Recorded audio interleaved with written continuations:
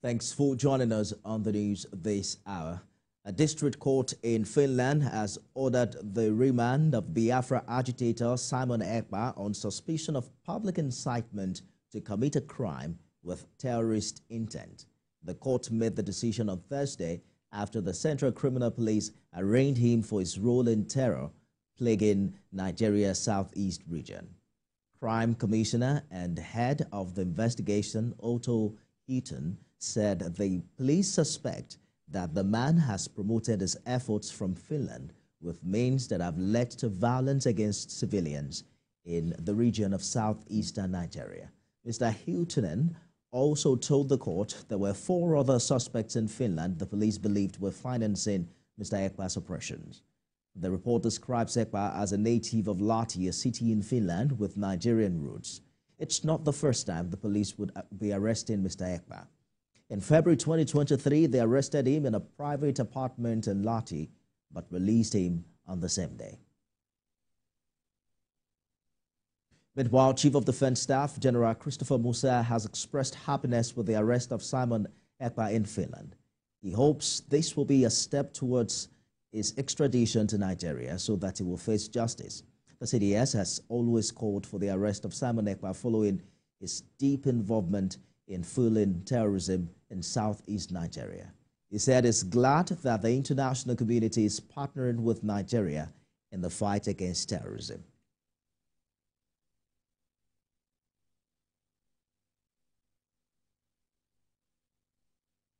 Anti-terrorism specialist Dixon Osaje joins me on the news this hour. Mr. Osaje, thank you for joining us on TVC News at 7. It's not the first time Mr. Ekpa will be arrested in Finland. Do you think that Finland is under any form of obligation to have him repatriated to Nigeria? Thank you very much for having me. Yes, I think so, because I wonder why it takes Finland this long to get him arrested, because when you look at the multiple international anti-terrorism signatory, Finland is a signatory to the International Anti-Terrorism Acts orchestrated by the United Nations. And I'm so disappointed all this while he takes shelter or refuge from Finland and, instigating violence, criminal act, and an act of terrorism within the Nigerian confines. So for me, I think the Finland nation needs to repatriate him back to Nigeria to come and answer for his crime. His crime is not only against the Nigerian military, it's also against his own people. It's also against his own brothers and sisters, because what he is doing over there in Finland is taking a very beautiful shelter there and putting the lives of Nigerians at risk. For me, if Finland don't act swiftly on this, I think the Nigerian government should push in against Finland and let them know that they are aiding and abetting acts of terrorism, which is not a welcome idea in any given nation. What do you consider the implication of this arrest on security situation in the southeast? This arrest is coming days before his intention to have a Biafra Convention declaration. I think this was a fantastic news. Right now, I just got to know about this incident yesterday night because I've not been in the country. And I'm so proud about this. I'm so proud of this present administration, because it's so amazing the past 3, 4, 5 years this guy has been committing menace and nothing has been done. If you ask me what is the implication about his arrest, I tell you, he's one of the leaders that most of his people take orders from. And when it comes to counter-terrorism or anti-terrorism management, you need to go after the leaders, go after the sponsors, so that you'll be able to demotivate, demobilize, and also de-resource. Because when it comes to terrorism management, there are 3 major factors we need to start looking at. We need to start looking at de-resourcing this criminal element. We need to start looking at delinking this criminal element and also de-resourcing. This guy, Samuel Ekpa, has been funding most of these guys. I don't know where he gets his funds from, but he has been funding his people to carry out terrorist acts against the Nigerian people and the Nigerian states. So for me, it's a very good measure. As it is now, his arrest is going to mitigate and also demoralize some of his followers. I think so.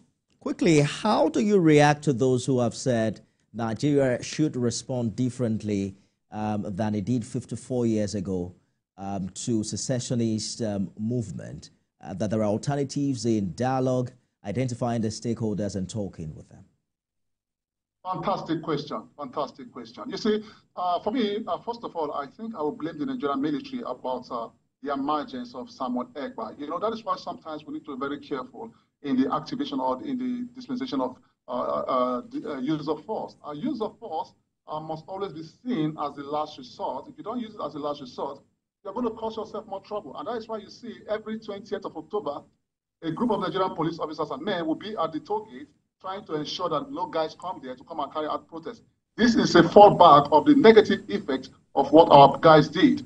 But for me, I would strongly advise that in future, we should start looking at discussion, we'll start looking at having a round table to talk about the issues and what the matter is. It's not all about projecting the military at any given instance for them to go and, the military will just go there and destroy everything and, cause more problem. So I strongly advise the Nigerian government to adopt, tactical methodology in addressing unrest, tactical methodology in addressing peaceful protests, and tactical methodology in addressing any given situation that will put the Nigerian state in a state of unrest, so that you don't escalate what you are trying to prevent. If you have these tactical measures in place, looking at the use of force and making sure that the use of force is the last resort, I don't think we'll be here or having such kind of problem in nearest time. Anti-terrorism specialist Dixon Osagie, thank you for talking to us. Thank you for having me. Elsewhere, troops of the Nigerian military have scaled up operations against terror groups, including Lakurawa. Director of Defense Media Operations, Major General Edward Buba, says coordinated land and air offensives have taken out terror group fighters. Sifoni reports. It's another forum where the military authorities give updates about their operations nationwide. Troops' operations continue to take out terror group fighters in the northwest and northeast. At least 5 soldiers also lost their lives. Reports from the military indicate 61 terrorists were killed in the northeast. It is clear that our focus is on fighting terrorists across the country. We have indeed been striking terrorist enclaves from our air attacks. We have also exerted significant military power on areas in which these terrorists are hibernating. Responding to the allegations of the Navy's involvement in crude oil theft, General Buba said the military would not be blackmailed. You see, I'm almost laughing because it's laughable. It's laughable. But what I want to say about this sort of situations is, look, we seek cooperation, not conflict. Okay? That's what we want. That is what our people want. That is what Nigeria wants. We want to increase the crude oil production of our nation to help our nation. That is the mainstay of our economy. We don't want all this back and forth, all this cheap fighting. That's not what we want. Despite this, crude oil theft and pipeline vandalism remain significant challenges to the federal government's target of 2.2 million barrels per day. Sifon Asian, TVC News, Abuja. Away from security now to the National Assembly, where the Nigerian Senate has approved President Tinubu's loan request of 1.767 trillion naira, equivalent to $2.209 billion for part financing of the 9.7 trillion naira budget deficit in the 28.7 trillion naira 2024 budget. This development comes 48 hours after President Tinubu sent the request to the National Assembly for approval. Tijesu Adeoye reports. Chairman of the Committee on Local and Foreign Debt, Senator Aliu Wamaku, submits findings of his committee before the upper legislative chamber. The committee was given only 24 hours to consider Mr. President's request for approval. The committee's findings reveals the funding plan for the loans will be through issuance of Eurobonds in the international capital market, debut sovereign stock in the international capital market, and bridge finance. Nigeria has raised $16.92 billion in the international market, with $15.12 billion outstanding. 2. The bridge financing option will be used only if market conditions delay the Eurobond issuance. What they had to do took them just 24 hours. This should have been something that would have taken longer time. They show sacrifice. You people show sacrifice for the interest of the country by working around the clock to make sure that you get everything done, and not only done but properly done. In another development, the Senate has passed the Conference Committee's report on a bill to amend the National Drug Law Enforcement Agency Act. The contentious Clause 11, which prescribes death penalty for drug offenders, has been changed and now proposes a life sentence.